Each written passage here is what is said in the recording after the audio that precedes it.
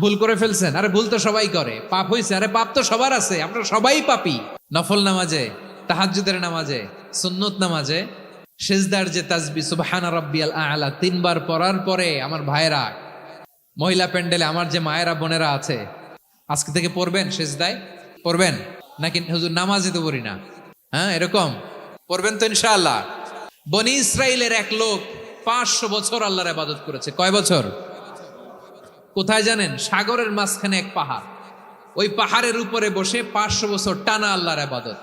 দিনে আর রাতে একবার করে নিচে নামতেন। সেখানে আল্লাহ তাআলা পাথরের ভেতর থেকে তার জন্য মিঠা পানির ব্যবস্থা করে দিয়েছেন, আর একটা ডালিম গাছের ব্যবস্থা করে দিয়েছেন। সকালে নামলে একটা টসটসে ডালিম, রাতে নামলে টসটসে ডালিম। এগুলো খেয়ে খেয়ে 500 বছর সে আল্লাহর ইবাদত করেছে। আর সে আল্লাহর কাছে বলেছে, আল্লাহ আমি যখন মারা যাব সেজদারত অবস্থায় যেন মারা যাই। ঠিকই আল্লাহ সেজদারত অবস্থায় সাইয়েদনা আজরাইলকে পাঠিয়ে দিলেন। সেজদারত অবস্থায় লোকটা মারা গেল। 500 বছর ইবাদতের পরে আল্লাহর দরবারে কিয়ামতের কঠিন ময়দানে যখন লোকটা হাজির হয়ে যাবে, আল্লাহ বলবেন আদখিলু আবদি আল জান্নাতা বিরহমাতি, আমার বান্দাকে আমার দয়া, আমার ভালোবাসা দিয়ে জান্নাতে ঢুকায়া দাও। 500 বছর ইবাদত করছে তো আমার দয়ায় আমার বান্দারে জান্নাত দাও। এই বান্দা বলে বালবি আমালি, আল্লাহ তোমার দয়া লাগবে কেন, আমি আমার আমল দিয়ে জান্নাতে যেতে চাই। কি দিয়ে? কথা বুঝে নাই বোধহয়।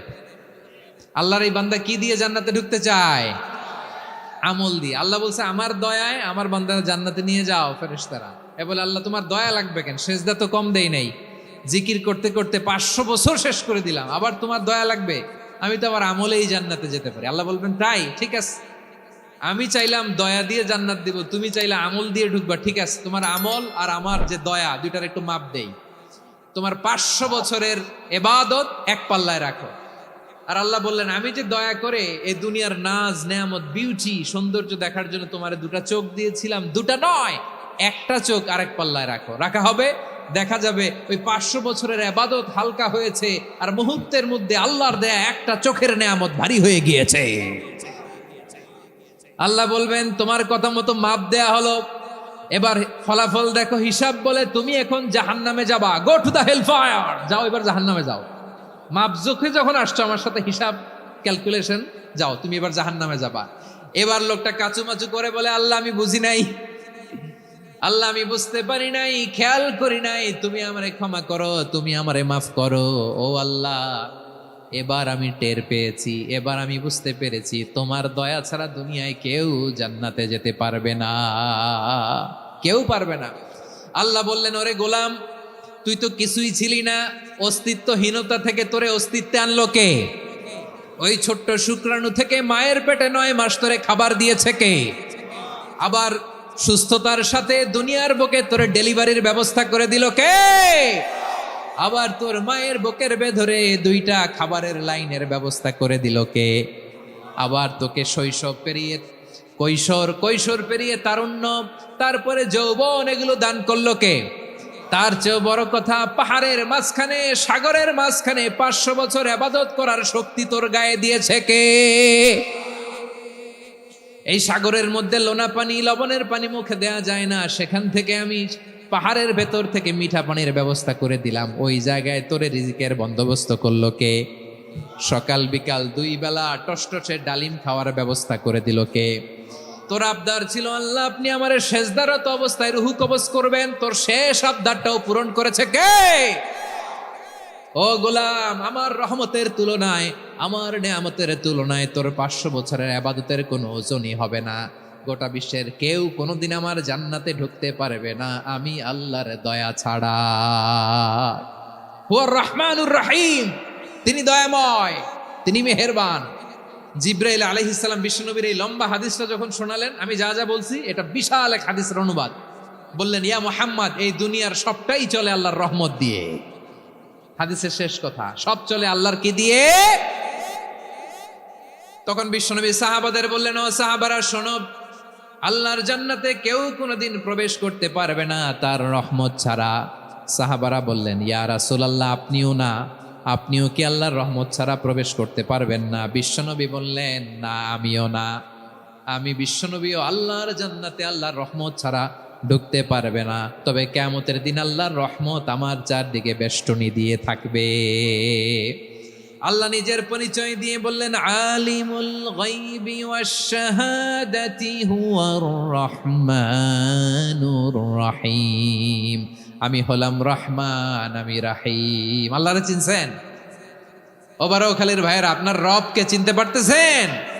তিনি দয়ার সাগর, তিনি মায়ার সাগর। তার দয়ার সাগর যে কত বড় আপনার কল্পনাতেও নাই।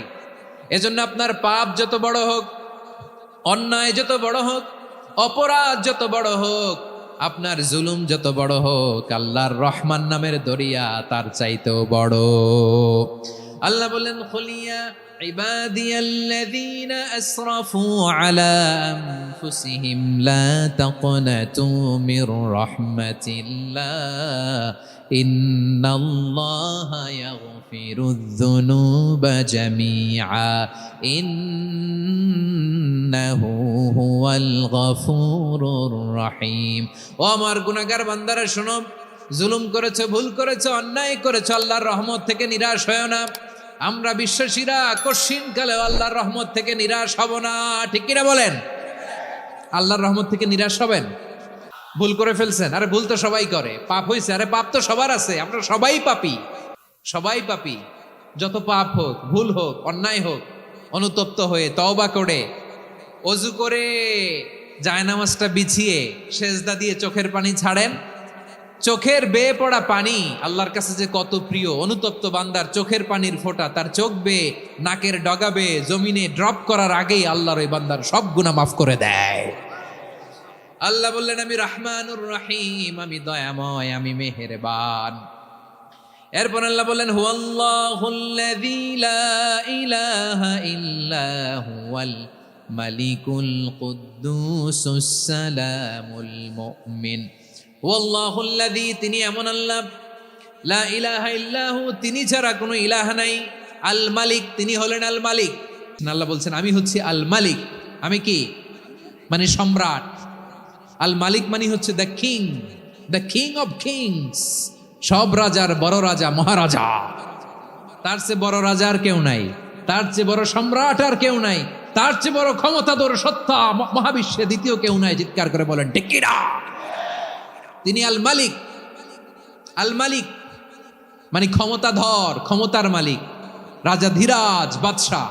তার ক্ষমতা আর আমাদের ক্ষমতা একরকম নাকি?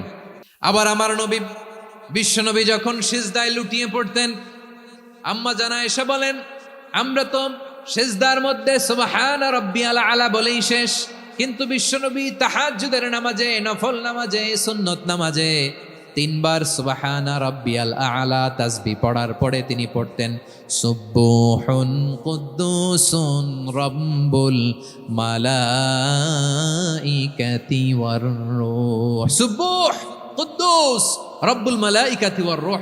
সিজদায় লুটিয়ে পড়ে বিশ্বনবী এই দোয়াটা পড়তেন। নফল নামাজে, সুন্নাত নামাজে কিংবা তাহাজ্জুদের নামাজে সুবহানা রাব্বিয়াল আলার পরে কি পড়তেন? সুবহুন। আওয়াজ করে বলেন, সুবহুন কুদ্দুসুন রব্বুল মালাইকাতি ওয়ার রূহ।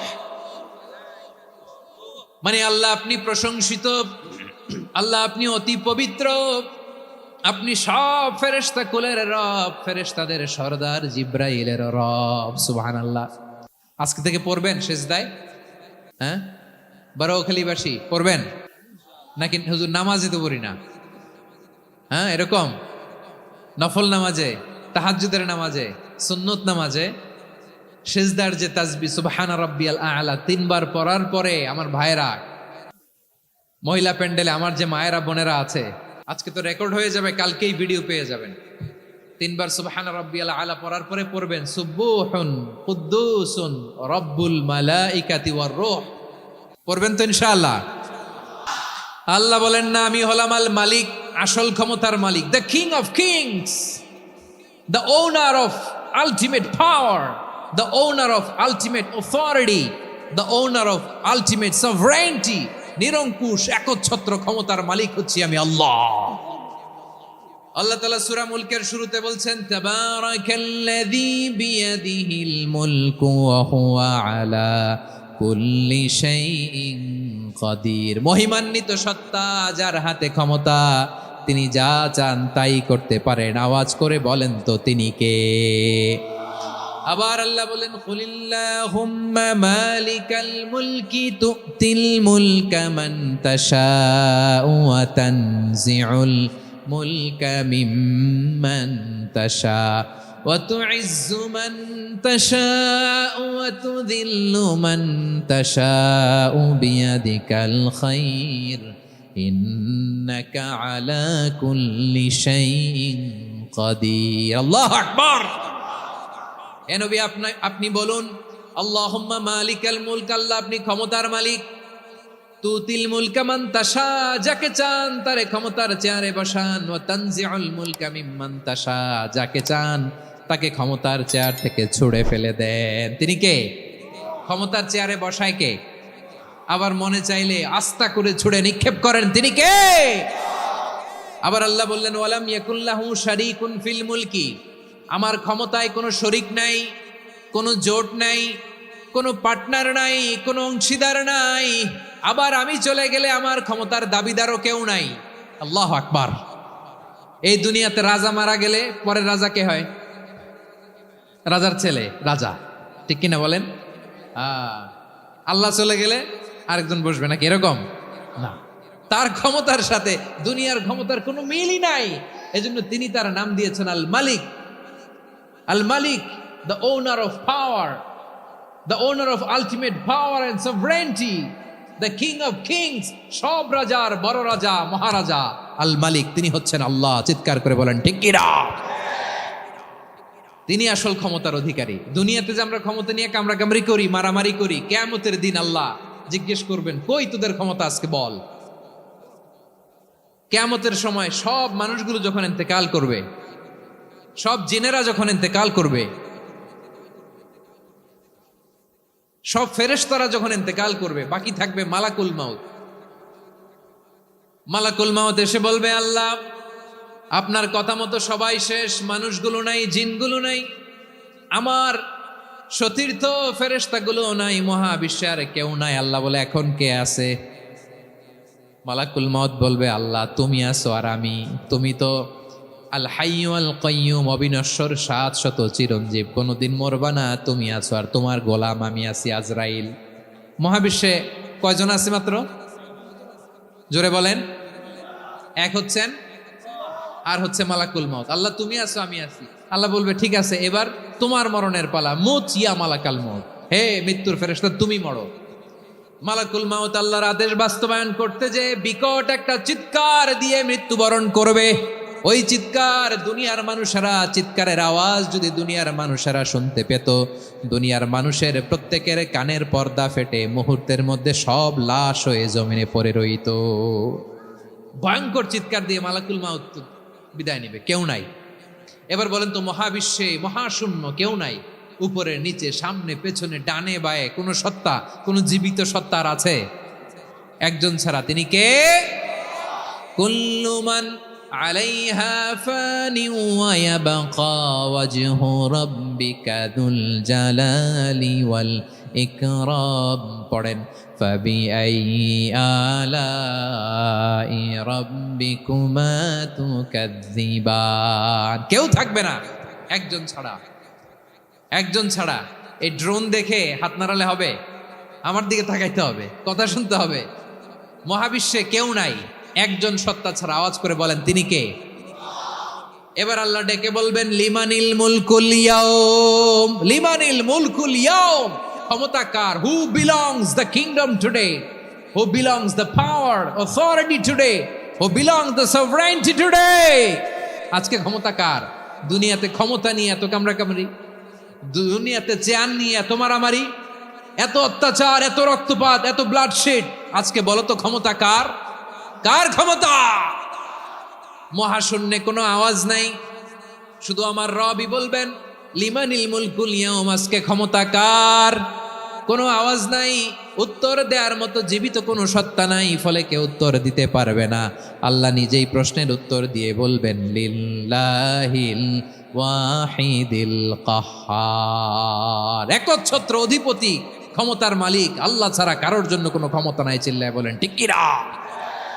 তাহলে আর রহমান আর রাহিমের পরে আমরা জানলাম আমার আল্লাহর আরেকটা সুন্দর গুণবাচক নাম হচ্ছে আল মালিক। কি নাম? আল মালিক, মানে দ্য কিং, রাজাধিরাজ, সব রাজার বড় রাজা, মহারাজা। এরপরে আল্লাহ বললেন আল কুদ্দুস, তিনি হলেন আল কুদ্দুস। আল কুদ্দুস মানে হচ্ছে অতি পবিত্র, মহাপবিত্র, the most holy, the absolutely pure, যার কোনো খুঁত নাই। আল্লাহর কোনো খুঁত আছে? তিনি মহাপবিত্র। আল্লাহর পবিত্রতা যখন আমরা বর্ণনা করি আল্লাহ খুশি হয়ে যান, কারণ তার সত্তার একটা বৈশিষ্ট্য হচ্ছে তিনি আল কুদ্দুস। বারোয়াখালীবাসী আল্লাহর নামটা একটু জপেন না, বলেন আল কুদ্দুস, সবাই আওয়াজ করে আল কুদ্দুস। অতি পবিত্র, তার মধ্যে কোনো অপবিত্রতার ছিটে ফোঁটা নাই, মহাপবিত্র, the most pure, the most holy, অতি পবিত্র। ফেরেশতারা বলেছিল আল্লাহ আপনি মানুষ কেন বানাবেন? নাহনু নুসাব্বিহু বিহামদিকা ওয়া নুকদ্দিসু লাক। এই যে নুকদ্দিসু কুদ্দুস পাইছেন? তারা বলেছিল আল্লাহ মানুষ কেন বানাবেন, মারামারি করবে, আমরাই তো ভালো, আমরাই আপনার মহিমা বর্ণনা করি, আমরাই আপনার পবিত্রতা বর্ণনা করি। নুকদ্দিসু লাক, তার মানে আল কুদ্দুস। আবার বিশ্বনবী বলেন ইন্নাল্লাহা তাইয়্যিব লা ইয়াকবালু ইল্লা তাইয়্যিবা। আল্লাহ পবিত্র, পবিত্রতা ছাড়া তিনি কিছু গ্রহণ করেন না, অপবিত্র কোনো কিছু আল্লাহ গ্রহণ করে না। অনেকে আছে ঘুষ খায়, সুদ খায়, অন্যায় অপরাধ চাঁদাবাজি যা আছে সব করে, হারাম টাকা, হারাম উপার্জন। এই হারাম উপার্জন দিয়ে আবার মসজিদ বানায়, আছে না নাই? ইনকাম সবটাই হারাম, ওইটা দিয়ে আবার এতিমখানা বানায়, আছে না নাই? আছে। ওইটা আল্লাহ কবুল করবে না, কারণ আল্লাহ নিজে পবিত্র। পবিত্র না হলে কিছুই অ্যাকসেপ্ট করেন না। সুবহানাল্লাহ পড়েন। তাহলে বুঝলাম তিনি আল কুদ্দুস মানে অতি পবিত্র। এরপরে আল্লাহ বলেন আমি হচ্ছি আসসালাম। আওয়াজ করে বলেন আসসালাম। আসসালাম মানে হচ্ছে শান্তির আধার। সালাম মানে কি? শান্তির আধার, যার কাছ থেকে শান্তি আসে, দ্য সোর্স অফ পিস। তিনি শান্তির আধার। এজন্য আমরা একে অপরের সাথে দেখা হলে কি বলি? সালাম। কি বলি? সালাম সালাম হাজার সালাম, সকল শহীদ স্মরণে আমার হৃদয় রেখে যেতে চাই তাদের স্মৃতির চরণে। সবাই বলেন সালাম সালাম হাজার সালাম, সকল শহীদ স্মরণে আমার হৃদয় রেখে যেতে চাই তাদের স্মৃতির চরণে। পড়েন আমিন।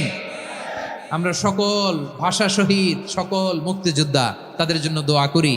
এবং 24-এর ছাত্র নাগরিক অভ্যুত্থানে যারা শাহাদাতের সর্বোচ্চ নাজরানা পেশ করে এই নতুন ভোরের বাংলাদেশ আমাদেরকে উপহার দিয়েছে, তাদের জন্য আল্লাহর কাছে দোয়া করি। সবাই বলেন আমিন।